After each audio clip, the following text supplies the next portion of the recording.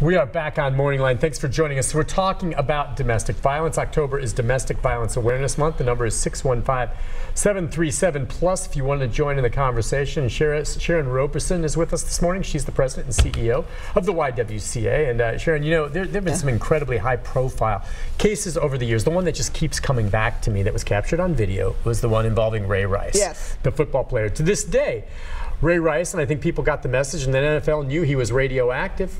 Still probably had some football left in him. I think since then he's been contrite and done what he can. I mean, as best as he can in the aftermath. But his wife now, who she became his wife, you know, kind of stood by him. But everyone will remember that video from the elevator. Do you think that case raised awareness a lot?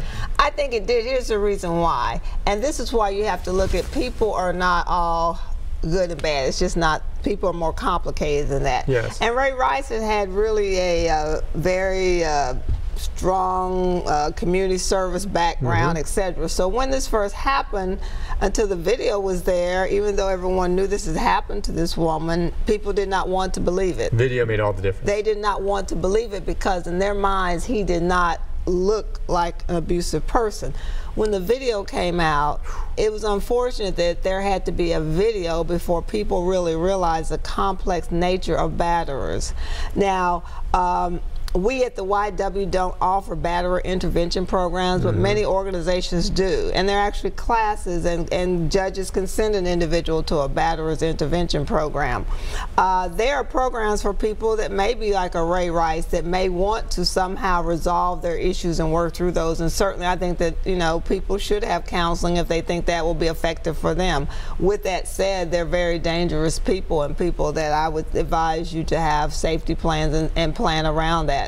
You know, I'm not saying he's not sincere in what he's trying to do. Hopefully he is, because I am a person that believes in redemption of people. I believe that people should have, you know, be treated fairly and redeem themselves from things that they do that are definitely wrong.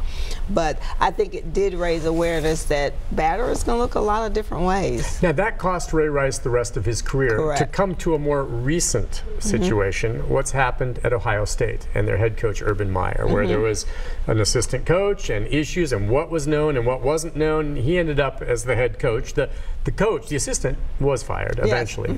I don't know how familiar you are with that case. Oh yes, I am. Urban Meyer. Okay, and then Urban Meyer was suspended for 3 games. And there was a lot of debate one way or the other. And here, in my opinion, there is no doubt if it was a lesser coach than Urban Meyer, he would have been fired. But he wins games at arguably one of the 3 or 4 top football schools in the country. And that, did it send a message? Would you have liked to have seen more come out of that? Or do you think, all right, maybe we don't know enough behind closed doors about how things worked out? But, you know, a lot of people felt that they were kind of not taking it as seriously as they should have. Well, what I truly believe, and this is across the board, when you know more, you do better. And I think that as a society, we know more and we have to do better, which means that when we know there's a situation that involves domestic violence, even if it's someone that, well, we just have to really work through those situations and investigate them and do all we can. We know more, we have to do better. And maybe even if they knew more, they would have done better. I think it's a difficult situation. I just think that the issue was that no one really wants to believe that someone close to them is a batterer. But those situations have to be worked through on a case-by-case basis, because they are very difficult and complex circumstances, and you have to make sure you take those allegations seriously and really investigate and do your best job. And I can't second guess the decisions that were made because I don't know what went on. And so you hate to judge hypothetical situations. It's just that every case is an individual case, and you have to work through those things.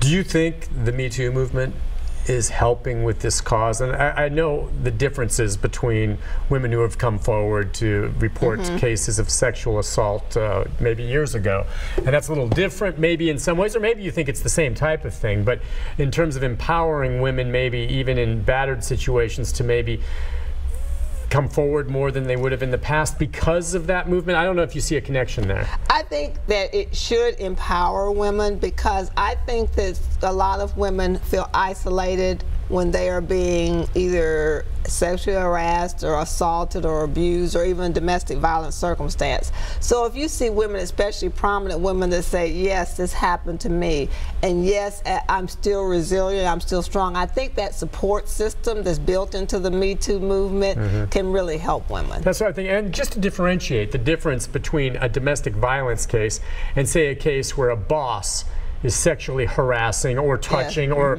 physically doing things inappropriate to an employee. Domestic violence, by definition, would be that this was a domestic situation. Intimate boyfriend, girlfriend, intimate relationship, which a boss and a female employee is different. He may want it intimate and be overstepping the bounds, but that's where the difference is, right? Yes. I mean, the other is really referred to often as intimate partner violence, and that's really more domestic violence. But the sexual harassment is a form of violence and intimidation. It has really some of the same aspects that you would have in domestic violence. It's just that it's more typically in a workplace situation. All right. Are things getting better or worse?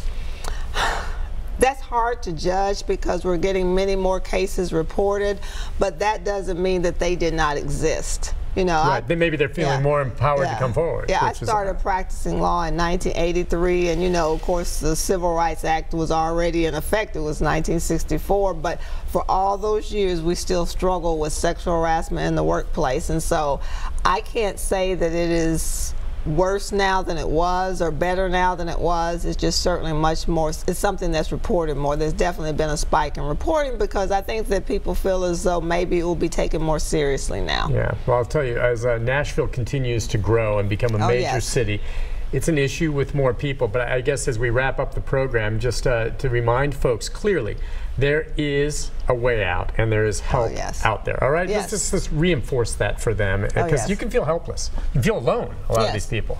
You have to realize that there is a support system in Nashville for you. And the YW, we've been in the community 120 years. 40 of those years we've been in the domestic violence services. And that's not only the shelter, that's also support, counseling, we help with transitional housing. There are a number of things that we do to be supportive of someone that wants to really leave a domestic violence situation, or if you choose to stay where you are, to help you to be better where you are. All right, so the important thing is to know, and again, when we wrap up the show, we'll have that number up there again, is just make the call. And get help.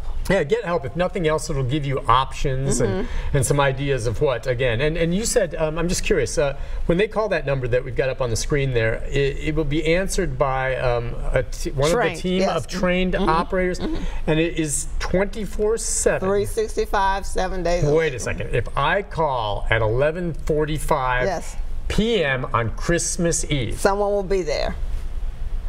And that's true. I mean, I agree. It's one thing that we do, and that's one of the aspects of what you have to understand. We're there all the time. Yeah, and with good reason. It can happen anytime, but I mentioned the holidays because I asked you when it spikes, and when do domestic violence cases spike?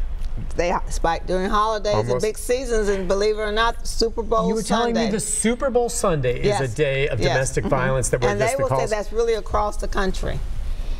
Do you have any idea why? What about the sport? Gambling, drinking, party? What's going on there for Super Bowl Sunday? Maybe it's the emotions of the day. I don't really know. I wish I did. Okay, now the holidays, I think, a little more understandable. It can be, you know, family relations. Your family, you're all there. Tensions can spark along those lines. If you anticipate that, for some women, do you think they encounter the domestic violence only during the holidays? Or would it be, meaning like they know, oh, here comes the holidays, oh my gosh, could it happen? And it doesn't happen the rest of the year? I think it probably would be on a level of consistency and maybe, you know, harsher during that time. Any other things that you can share with viewers about typical warning signs that you may see in a friend that is afraid to come forward, but you're observing things where maybe you should reach out and see if you could help them? I think as a friend, the best thing that you can do is educate yourself.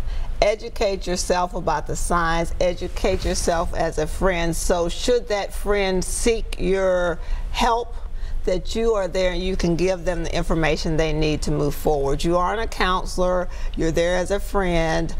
Saying you should leave someone, really, even though it's like a natural tendency, it really isn't something that really works well. But if you have the information saying, you know, get to a safe place, a secure computer. If your phone is not secure, you can use my phone if your phone is okay, to call and get you some help, to make sure that person knows the lines of communication are open and you are there as a friend and supportive of them should they choose to you know, change their circumstance. I mean, because all of us may encounter, and look, I have, where I don't know if it's a domestic violence situation, it depends on the level of friendship you have. But if a woman that I work with comes in and I see her with a black eye, I'm going to ask her about it. I'm just going to. I'm going to ask her. I'm going to say, oh, what happened? How did you take an elbow playing basketball? Or what? Well, I'm going to ask. Now, she may tell me the truth or not, and again, it comes to the level. But I agree with you. I mean, but the idea is, I mean, is that wrong for me to ask? I see someone showing up with bruises that I think are a little odd, and I'm close enough to them. I'm asking them, where'd you get your bruise? I'm asking.